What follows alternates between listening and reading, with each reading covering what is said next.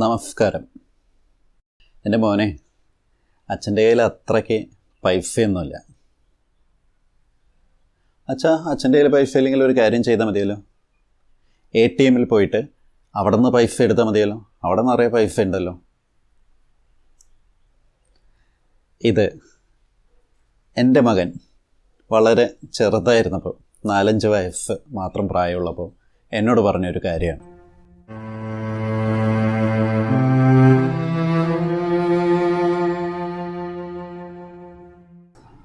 അവന് കളിപ്പാട്ടങ്ങളെന്ന് വെച്ചാൽ ജീവനായിരുന്നു. അപ്പോൾ കാണുന്ന കളിപ്പാട്ടമൊക്കെ വേണമെന്ന് പറയാറുണ്ടായിരുന്നു. അപ്പോൾ ഇത് ഒരു ഘട്ടം കഴിഞ്ഞപ്പോൾ ഞാൻ വിചാരിച്ചു, ഇതങ്ങനെ എല്ലാം സാധിച്ചു കൊടുക്കുന്നതല്ലല്ലോ ശരി. അപ്പോൾ അതിൻ്റെ ബുദ്ധിമുട്ടുകൾ എന്താണ് എന്നുള്ളത് പറയാനായിട്ട് സംസാരിക്കുന്നതിൻ്റെ ഇടയിലാണ് കാണുന്നതെല്ലാം വാങ്ങിക്കാനായിട്ട് പൈസയില്ല എന്ന് ഒരു കാരണം പറഞ്ഞത്. പല കാരണങ്ങളിൽ അതിന് മറുപടിയായിട്ടാണ് അവൻ പറഞ്ഞത്, അച്ഛൻ്റെ കയ്യിൽ പൈസ ഇല്ലെങ്കിൽ ATM പോയി പൈസ എടുത്തോളൂ, അവിടെ നിന്ന് അറിയണ്ടല്ലോ. പൈസ ഇല്ലാത്തപ്പോൾ എന്നും സാധനങ്ങൾ വാങ്ങാൻ പോകുന്നതിന് മുമ്പ് ATM പോയി പൈസ എടുക്കുന്നത് അവൻ കണ്ടിട്ടുണ്ട്. അപ്പോൾ അവനോട് ഞാൻ പറഞ്ഞു കൊടുത്തു, ATM പോയാൽ എല്ലാവർക്കും പൈസ കിട്ടില്ല. അവിടെ നിന്ന് പൈസ നമ്മൾ എടുക്കണമെന്നുണ്ടെങ്കിൽ നമ്മുടെ അക്കൗണ്ടിൽ നേരത്തെ തന്നെ പൈസ ഇട്ട് വെച്ചിരിക്കണം, ഡിപ്പോസിറ്റ് ചെയ്തിരിക്കണം. അതാണല്ലോ, ഡിപ്പോസിറ്റ് ചെയ്ത് കയ്യിലുള്ള പൈസ ഉണ്ടെങ്കിൽ അതെടുത്തിട്ട് ചില്ലറയായിട്ട് നമ്മൾ പല കാര്യങ്ങൾക്കും വേണ്ടിയിട്ട് വീതിച്ച് കൊടുക്കുകയോ ഉപയോഗിക്കുകയോ ചെയ്യുന്നു. ഇതാണല്ലോ നമ്മളെല്ലാവരും ചെയ്യുന്നത്. ഇത് പൈസയുടെ കാര്യത്തിൽ മാത്രമല്ല, നമ്മൾ പ്രകടിപ്പിക്കുന്ന സ്വഭാവത്തിലും ഇതിങ്ങനെയാണ്. എല്ലാ കാര്യത്തിനും മറ്റുള്ളവരെ ധാരാളം കുറ്റപ്പെടുത്തുന്നവരെ കണ്ടിട്ടില്ലേ? പെട്ടെന്ന് ചൂടാകുന്നവരെ കണ്ടിട്ടില്ലേ? ഇതൊക്കെ നേരത്തെ പറഞ്ഞ പോലെ ATM നമ്മുടെ ബാങ്ക് അക്കൗണ്ടിൽ പൈസ ഡിപ്പോസിറ്റ് ചെയ്തതുപോലെ തന്നെ നമ്മളുടെ ചെറുപ്പകാലത്ത് നമ്മളിൽ ആരൊക്കെയോ നിക്ഷേപിച്ചതാണ് നമ്മൾ പിന്നീട് ഇങ്ങനെ വിതരണം ചെയ്തുകൊണ്ടേയിരിക്കുന്നു. പലവരും വിചാരിക്കാറുണ്ട് അതെൻ്റെ സ്വാഭാവികമായിട്ട് എനിക്ക് നേച്ചറാണ്, ബൈ നേച്ചറാണ്, ഞാനങ്ങനെയാണ്, ഇനിയിപ്പോൾ ഞാനായിട്ട് അതൊന്നും മാറ്റേണ്ട കാര്യമൊന്നുമില്ല, ഇങ്ങനെയൊക്കെ വിചാരിക്കുന്നവരുണ്ട്.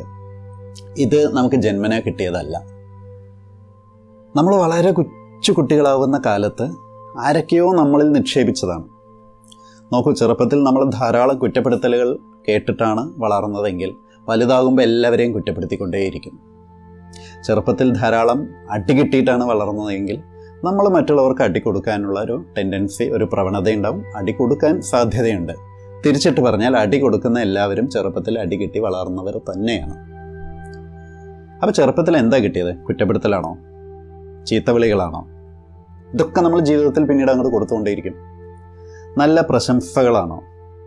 മറ്റൊരാളെ അംഗീകരിക്കാനുള്ള, അല്ലെങ്കിൽ ചെറുപ്പത്തിൽ കുട്ടി എന്ന രീതിയിൽ നമ്മൾ വളർന്നു വരുമ്പോൾ നമ്മളെ അംഗീകരിച്ച് സംസാരിക്കുകയും നമ്മൾ ചെയ്യുന്ന നല്ല കാര്യങ്ങളെ പ്രശംസിച്ചിട്ടുമാണ് അത് കേട്ടാണ് നമ്മൾ വളർന്നതെങ്കിൽ, അല്ലെങ്കിൽ അത്തരത്തിലുള്ള നിക്ഷേപങ്ങളാണ് നമ്മളുടെ അക്കൗണ്ടിലുള്ളതെങ്കിൽ വലുതാവുമ്പോഴും നമ്മൾക്കത് കൊടുക്കാൻ യാതൊരു ബുദ്ധിമുട്ടുണ്ടാവില്ല.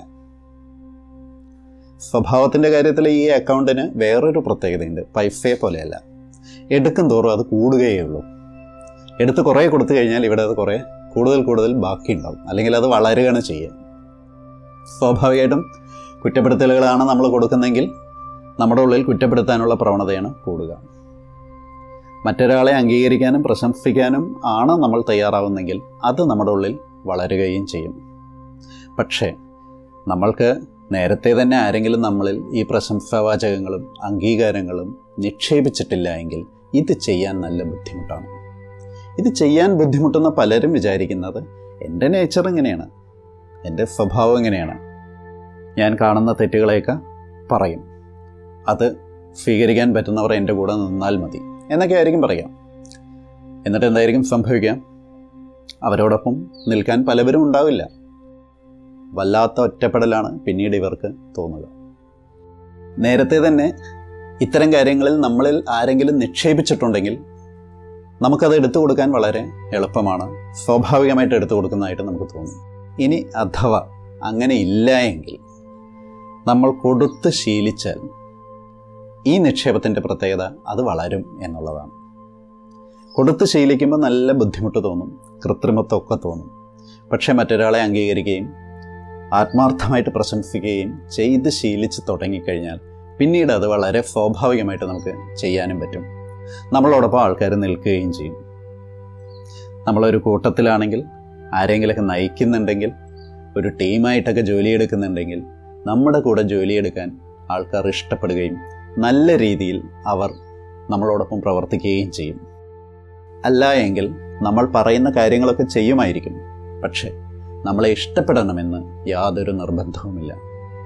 മനുഷ്യൻ സമൂഹ ജീവിയാണ്, ഒറ്റയ്ക്ക് ജീവിക്കാൻ കഴിയില്ല. അപ്പോൾ മറ്റുള്ളവരുമായിട്ടുള്ള ഇടപെടലുകളിൽ ഏറ്റവും പ്രധാനം മറ്റൊരു വ്യക്തിയെ അംഗീകരിക്കുക എന്നുള്ളതാണ്. ഇത് നിങ്ങൾക്ക് ചെയ്യാൻ പറ്റുമെങ്കിൽ തുടങ്ങേണ്ടത് സ്വന്തം കുടുംബത്തിൽ നിന്നാണ്. ഭാര്യയെ, ഭർത്താവിനെ ആദ്യം അംഗീകരിക്കാനും പ്രശംസിക്കാനും തുടങ്ങണം. അതേപോലെ തന്നെ കുട്ടികളെയും. നല്ലൊരു സമൂഹത്തെ ആയിരിക്കും ആ രീതിയിൽ നമുക്ക് വാർത്തെടുക്കാൻ കഴിയുക. മറ്റൊരാളെ പ്രശംസിക്കുക എന്ന് പറഞ്ഞാൽ, വളരെ ആത്മാർത്ഥമായിട്ട് പ്രശംസിക്കുക എന്ന് പറഞ്ഞാൽ, അതിന് കഴിയുന്നില്ല, ബുദ്ധിമുട്ട് തോന്നുന്നു, കൃത്രിമത്വം തോന്നുന്നു എങ്കിൽ മനസ്സിലാക്കിയെടുക്കുക, നമ്മൾക്ക് അത്തരത്തിലുള്ള നിക്ഷേപങ്ങൾ ലഭിച്ചിട്ടില്ല. എങ്ങനെയാണ് മറികടക്കേണ്ടത്?